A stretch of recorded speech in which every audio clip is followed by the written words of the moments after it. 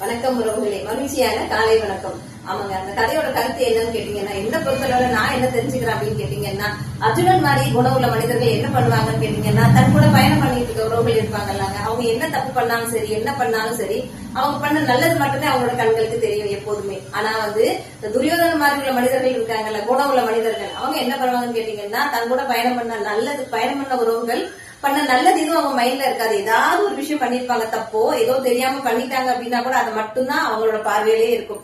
அதனால எப்போதும் என்னன்னு கேட்டீங்கன்னா, நம்மள ஒருத்தங்க தப்பா நினைக்கிறாங்க, தப்பா பாக்குறாங்க, தப்பா பேசுறாங்க அப்படின்னா தப்பு நம்மளோடது இல்ல, அவங்களோட பார்வையில தான் இருக்கு. ஓகேவாங்க. என்னன்னா இதுல முழுசா நம்ம தெரிஞ்சுக்க வேண்டியது என்னன்னா, எந்த ஒரு விஷயமுமே நம்ம பாக்குற பார்வையில தாங்க இருக்கு. நம்ம நல்லதா பார்த்தா அது நமக்கு நல்லதா தெரியும், கெட்டதா பார்த்தா கண்டிப்பா கெட்டதா தெரியும். காரணம் என்னன்னா, இங்க எப்படி இருக்கணும், மனசு எப்போதும் நேர்மறையான எண்ணங்களோடும் நல்ல எண்ணங்களோடுமே இருக்கணும். ஓகேவாங்க.